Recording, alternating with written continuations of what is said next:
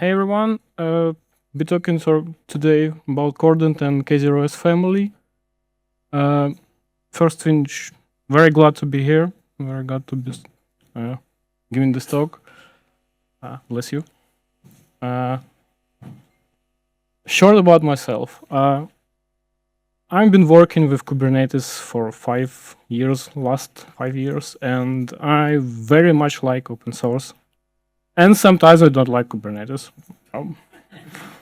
Yeah. So I'm first time speaker, basically like the first event for me. So please bear with me if something goes wrong here. And let's start.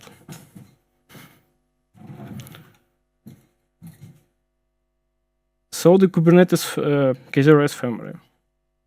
It consists of three parts. k0s, Kubernetes distribution, Cosmotron, which is cluster API provider that uses k0s, and k0rdent, that basically uses Cosmotron to manage multiple clusters and application delivery into child clusters. We'll be starting with k0s. It's a sandbox project, basically recently joined, and 100% certified Kubernetes distribution. The motto of the k0s is single binary Kubernetes distribution, and it will be always free for personal and commercial use. It can run everywhere where AMD 64 or ARM 64 Linux can run.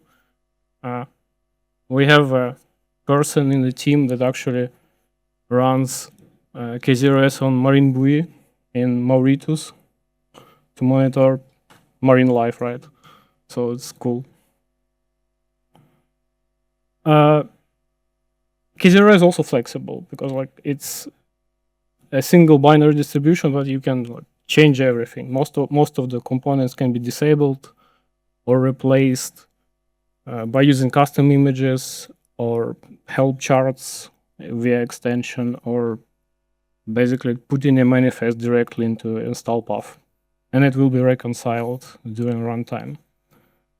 And it uses Skyeng, so you can basically replace etcd with anything that Skyeng supports. And the default install for single node uses Skyeng for SQLite. For the CNI, k0s by default uses kbrowser, and it has bundled in Calico also. It started from being purely kbrowser, and after some community feedback, team added Calico in there also. But I mean, you can use anything. You can put your CNI in there, just configure it as an external CNI, and it will work also. For container runtime, it uses containerd by default. There were talks about adding Creo as a second option, still talks. But as always, you can just use another runtime, doesn't matter. Doesn't come with built-in storage like the similar Kubernetes distribution that has local storage. k0s doesn't have anything. It's a good thing sometimes. Sometimes it's a better thing. Like you still need to put something right sometimes. Yeah. So, but it's still flexible, and you can change anything. Like choose any storage provider. It can be deployed multiple ways, starting from manual deployments, simple ones, custom configs, air-gapped solutions. The default releases have tarballs for air-gap installations, or you can do a partial air-gap, or change some of the images, right, for the custom registry if you wanna replace one of the components. And has automated multi-node installs via specifically built CLI for k0s called k0s KTL. It works over SSH, so if you have your SSH configured for your multiple nodes connections, it will just work. Obviously, it has high availability built-in. So the general case, you should always stick to external load balancers if you can. But if you cannot, for some cases, like bare metal setups or something constrained enough, there are two ways of using internal load balancers that are not local load balancers and control plane load balancer. A bit different how they work, can also work together. But it will do you load balance inside specific cluster, not the external type, right?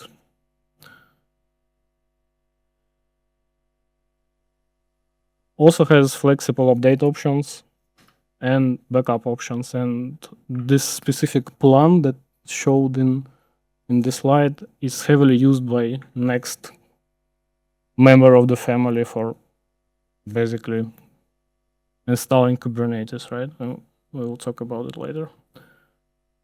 So the next member is Cosmotron. Also CNCF sandbox project. They were initially in the same project, in the same repo, and after that split into different projects on even like the different organizations in GitHub. And after k0rdent joined, team decided to also like bring back the Cosmotron because it makes sense to use it to like also have it in a sandbox. And generally, Cosmotron is a group of cluster API providers, not a single one, and all of them, where it makes sense, use k0s under the hood. And this specific thing, the HCP in the slide, it's hosted control plane. It's unique way of running Kubernetes clusters.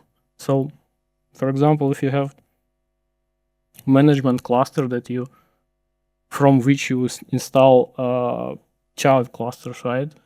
In general, like the vanilla way of doing that, your new control plane will run in child clusters, in pods, and whatever. With HCP setup, your control plane will be run inside the mothership or original management cluster, and only workers will be in the child cluster. And this is only possible because how the specific lib k0s is built.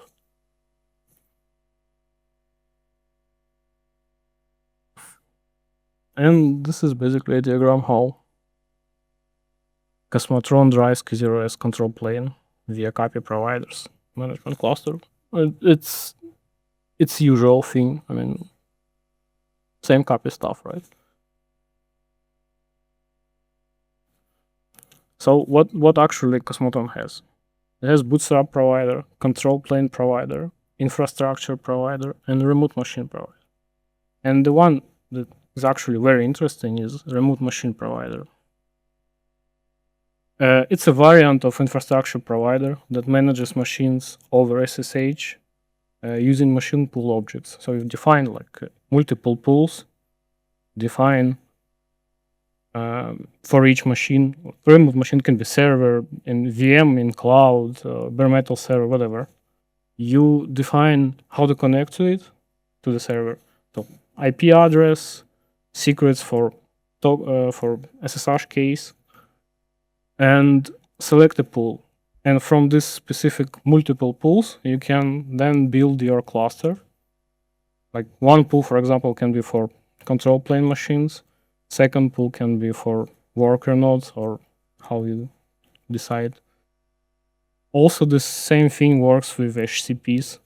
So in this case, it's not a machine pool. You can just directly create an object, a remote machine object that describes your worker nodes. You don't have to use pool, but you can. So what remote machine actually provides? It can give you Kubernetes on any Linux machine that has SSH server. that machine can be used for Kubernetes workers, right? It can be Azure, AWS, bare metal. That is what I was mentioning before. And specifically, the interesting part is bare metal, because there are not a lot of projects that actually do bare metal, and what they do is hard. And related to the title of the talk, it was talking about k0rdent and IAML stuff that you can run on Kubernetes. Bare metal is a perfect fit here, because you can use GPUs on bare metal quite easily enough, even after you have actually configured drivers on the bare metal machine. You just adopt. It looks like adoption of the node. I mean, the installation is very, very fast. It just downloads k0s binary into the node, and if we're talking about worker node, just downloads the binary and joins using token join. That's all. I mean, 3 minutes to join the node. And the remote machine provider is my favorite one, because I was working with quite a few weeks ago with SmartNICs. Those are bits like huge network adapters that some of them have the ability to run Linux on them, like directly on them, and you have regular OS in there. It's called OS mode. I think Mellanox has them, NVIDIA has them. So what you can do with this is you set up this NIC. It's for NVIDIA, it's ARM64 based. And you can just directly install on top of it k0s via Cosmotron automatically, like declaratively. And you will have your Kubernetes cluster with smart NICs that can route traffic, right? Because this is what we do. Okay, let's go next. And we got to a point what we're gonna talk about k0rdent. So k0rdent, as I mentioned before, is a multi-cluster control plane or super control plane. You can install it on top of any Kubernetes. Doesn't have to be k0s. It's just Helm install, basically, chart and a bunch of managers. Core idea is to keep everything configurable, reusable, using templates for both application delivery and infrastructure configuration, and to have roles segregation based on, for example, if somebody airbox, right? So some user want to access or need to access or only have to access some of the child clusters, and this is all can be done with airbox, and k0rdent gives that to you. So how all of the projects that I mentioned before are integrating into k0rdent, right? So we start from the k0s Kubernetes distribution. After that, there is a Cosmotron copy that gives you ability to install Kubernetes cluster declaratively, like the way you would do with cluster.kcl. And Cosmotron itself is driven by k0rdent to allow you to install multiple clusters, same way declaratively. So your k0rdent installation can drive clusters on any clouds, Azure, AWS, or vSphere, for example. Doesn't matter. Everything where copy works, it will work. 3 main parts in k0rdent: cluster manager, state manager, and observability. Observability being an optional component, doesn't have to be installed. And I think it's inside like a separate chart, Helm chart. And the architecture itself of the k0rdent, left part of the graph or diagram is about cluster state management. Bottom right is about infrastructure providers. They're basically run inside child clusters. Top right is an application delivery for same child clusters. And all of that is driven by Project Sveltos. The controller and the agent itself are on both sides. And this project enables application delivery to child clusters and to allows also to have you the infrastructure parts to make it like templates for each the provider. So everything is a Helm chart basically.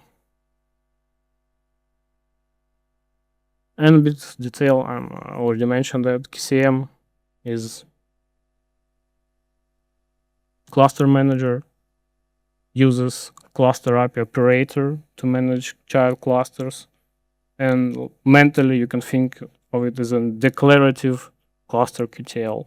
So the thing that you do manually, operator does it for you declaratively via YAMLs. Yeah, and so any copy can be used as long as it's a Helm chart. And k0rdent itself officially supports a bunch of copy providers. It's AWS, Azure, vSphere, OpenStack. There is an option for adoption of the clusters, doesn't like general cluster anywhere. And for the specific copy providers that are not officially supported, there is also out of tree provider approach that you can use to bring new copy providers. So it's a Helm chart, right? So you just install it into the k0rdent, and the flow is you prepare a GitHub repo and few objects for some releases, and that's all. You have your custom copy provider in there. It doesn't have to be some different copy provider. It can be the same that is also supported in officially, but for some reason you maybe want to change the configuration and it doesn't, the official one doesn't have this kind of configuration. I mean, you can do pairs are welcome, right? But if you'd want to do some kind of POC, that will be a faster way to do it. KCM is the second component, and it's basically the wrapper for right now for Project Sveltos. There are works to in future to have this kind of thing like pluggable more, like to take other projects that can do similar things. But right now it's mostly Project Sveltos that does application installation into child clusters. And the catalog. Catalog is basically a central place where all the applications are in. It's a web UI with a bunch of objects that you can just click and install. Well, hopefully we'll have a click and install. Right now it's just a few comments of Helm charts and you can have it. And all of them are verified to work. And the catalog itself is open for contribution. So we can do pairs and we'll hopefully merge them. Right. And the third part of the k0rdent is COF, k0rdent observability in FinOps. I mentioned this before, it's opt-in component. And it provides observability in FinOps, right? So not too much to talk about. Uses Victoria metrics under the hood. Tries to it's an opt-in, right? It's a separate Helm chart, but it's still getting released the same version numbering with the k0rdent itself. So if you install k0rdent, you can pick up COF in there. It will work with k0rdent specific things to monitor, and in general, it's Grafana plus Victoria metrics. You can extend it whatever you like. Yeah, sure, go.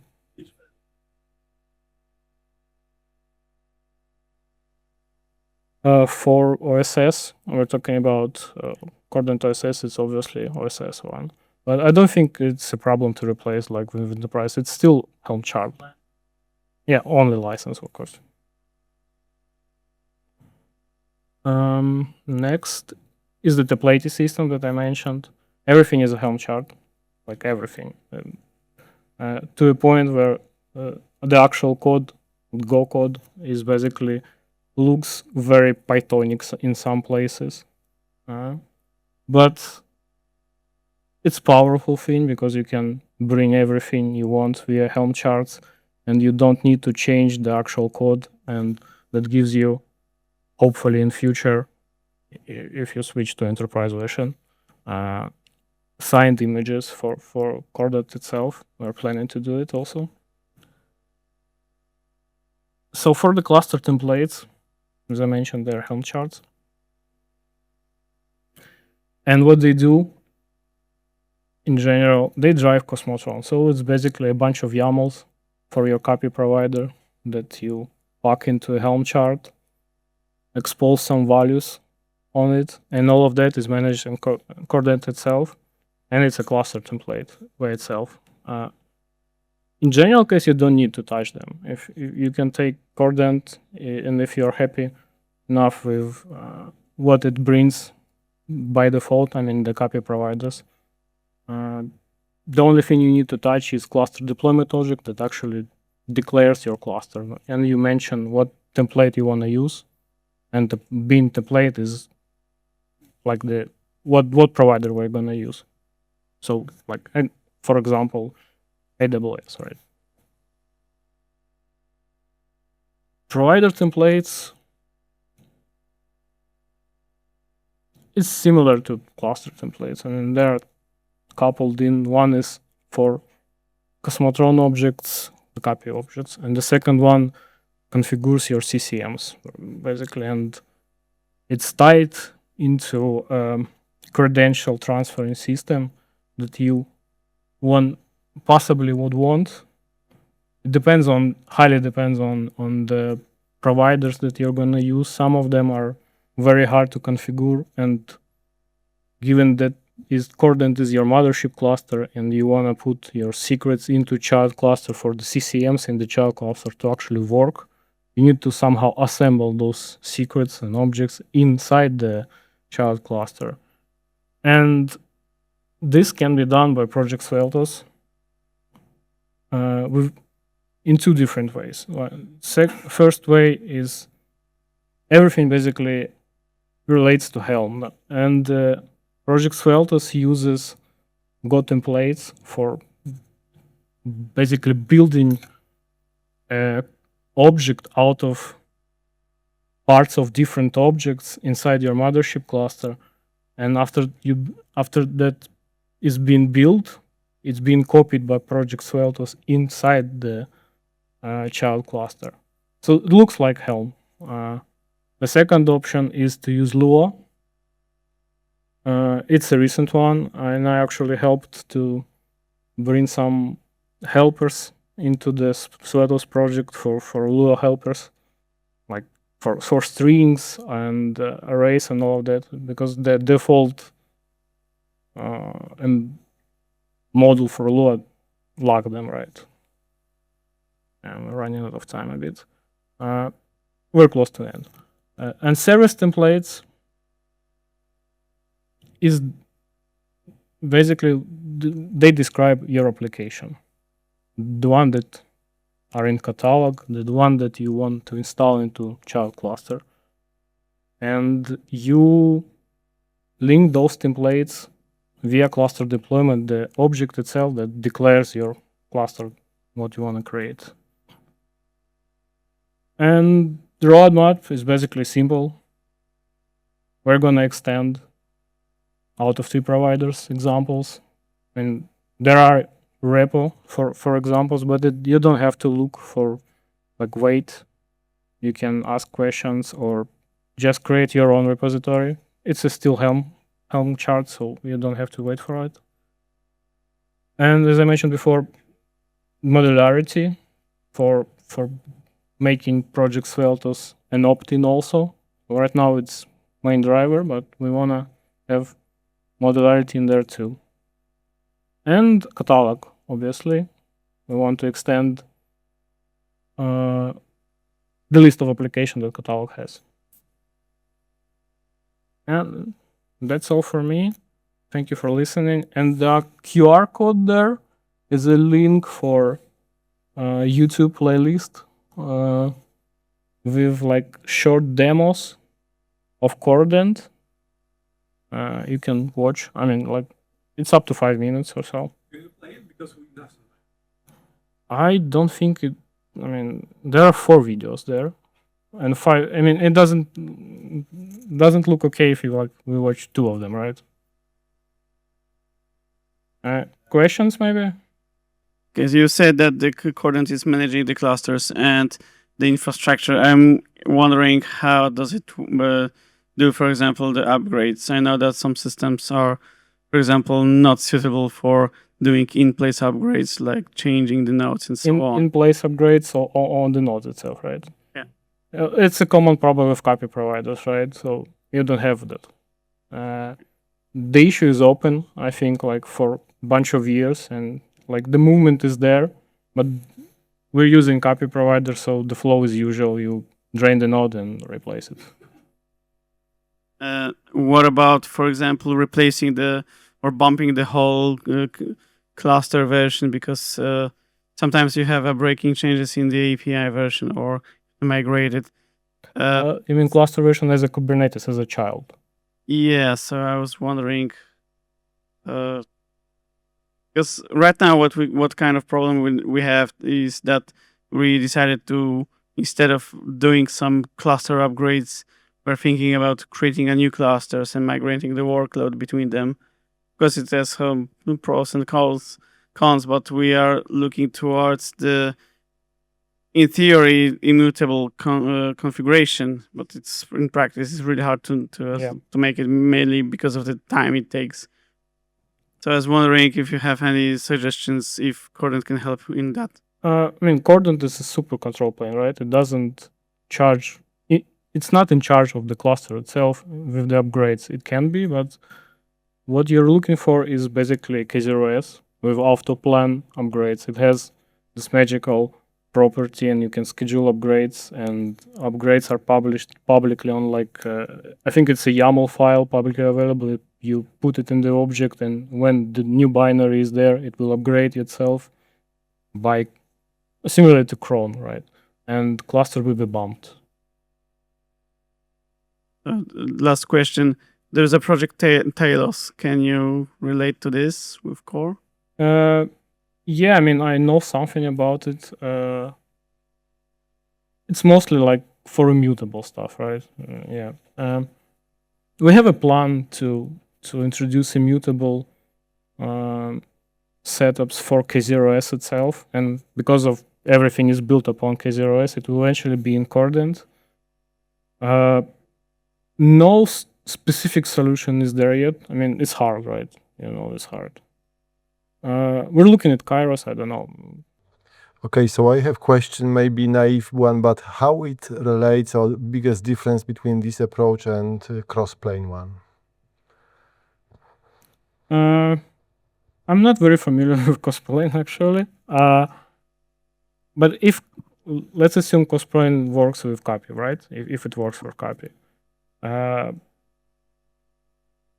So not very different, right? If it's a copy. I mean, everything is a copy in Kubernetes if you want to do declaratively. The major point from my side, at least, I would say not specifically k0rdent itself, but Cosmotron is a remote machine. I mean, it's great to adopt your legacy infrastructure, and because everything is SSH is right there, and comparing this specifically to what you have available on the market, it's either Tinkerbell or Metal Cube or some obscure way of setting up clusters from Canonical. Yeah, so I have a question not about the whole offering, but about the cluster management itself. How is it different than using cluster API? Just the management. I mean, it uses cluster API, right? Difference is that it's an umbrella project for multiple clusters, right? You have one cluster, And from that specific single cluster, you can manage all your clusters in different infrastructures, clouds, bare metal, whatever. It's a helper. So obviously you can do it manually, but if you working on scale and you have like multiple targets in different clouds, this approach works good enough. Okay, at the beginning you mentioned that the whole environment can work with Docker for development purposes or can be installed. Could you please a bit elaborate on it? Just an example. Yeah, I mean they install multiple parts, right? So in general, how you install k0s, you curl it on top of a server and just run via CLI, and will install all the bits and pieces that you want. And for the Docker itself, there is a possibility you want to like spin up a cluster inside Docker itself. So the image is there, you just Docker put and run it. It's the same thing. And how k0s is built is basically it's a binary that runs under system init. It can be systemd or whatever. And it spins other binaries under it. So it's kubelet in case of worker, or if you schedule and control plane. It's cd if you use it cd. If you don't use it cd, it will be kine. And what else is there?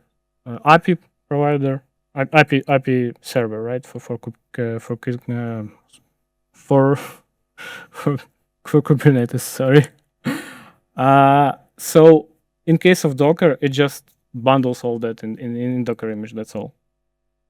Yeah, I would like to ask, what would you say that is one of the main difference between k0s and k3s?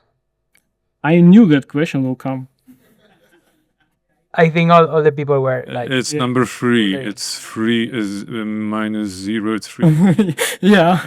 And That's the first difference, right? I would say that k0s is close enough in like if you look at it from very far away, it's close enough to what k3s has, but still different. To my knowledge, k3s bundles all the dependencies inside the binary. It's a single binary, right? It's linked into it. And k0s doesn't do that. It bundles binaries like inside the embedded binary itself. So it unpacks binaries and runs them as a service. I mean, it's a process. And because of that, you can do HCP stuff, hosted control plane stuff. I mean, where the control plane runs on the same cluster where you run k0s initially and spin up the second cluster. That's the first, and the major difference. The second difference, would be the defaults, right? K3s, I think, comes with Flannel by default and local storage. For k0s, it's by default kube-router and no storage. So it's just like a thing of taste. What goes the major point is here that they integrate, from my side at least, k0s integration with Cosmotron itself because of the things that you can do with k0s, and that thing doesn't exist officially in SUSE Labs. I think some other project has this kind of integration with k3s, but it's not official. okay, thank you. You mentioned FinOps. Do you integrate it with, for example, OpenCost or something like that, or is it custom? I really not sure. I mean, I wouldn't lie. I think it's FinOps. OpenCost, sorry. The main idea is to integrate everything open source and build as less as possible, because we want to have it reusable for people. Some people don't want to use that and replace with different things, and the whole idea is to make it like this. So we're not inventing here a bicycle. We're trying to integrate the stuff into one place. Apologize if I missed the very beginning of the talk, but do you mean that the cluster control plane is deployed by you as well? I'm asking because I was assuming that this is like managing, and for example, if you mention AWS, Azure, whatever, it orchestrates to start a normal GKE or AKS cluster, not just your cluster based on VMs. So how it works? Yeah. So k0rdent itself is just a bunch of managers.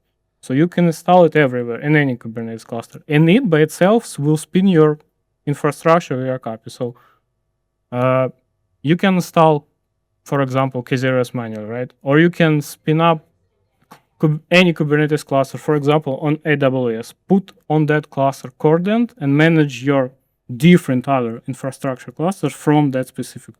So okay, so I can manage the managed cluster from Azure or from Google Yeah, from that. Okay, yeah. I mean, as long as you have connectivity. Yeah, okay. The last one, like seriously, the last one. Because I'm But- wondering about the k0rdent, and because you mentioned there's an option to have a control plane in different cluster and then use the resources in the like infrastructure in another. Yeah. So we actually do that, and I was wondering what kind of problems you already have that you know that's gonna be a problem with this kind of setup. I mean, etcd. Yeah, except the etcd. Except etcd. I mean, it's some people use it. I mean, large people use that in specific setups. I can't tell specificalities, but I think the most difficult part is it's a bit strange to community. I mean, the usual flow, right? And you don't have much feedback. It works fine. Sure, you need to tune etcd. Obviously, need to tune etcd because the defaults one are horrible. From the etcd side, right? But we would like to have feedback for this, like more usages. And k0rdent itself brings different setups for different providers with this hosted thing. Like by default, you can run it on AWS, on Azure. This is like the built-in charts in the released ones, right? Oh, I think I want to answer his question because 2 minutes. Okay. okay, because I basically run HCP, which is hosted control plane, and some of the issues that so some of the issues that you may have with HCP is that, for example, let's say the main control or the hosted control cluster itself is down, right?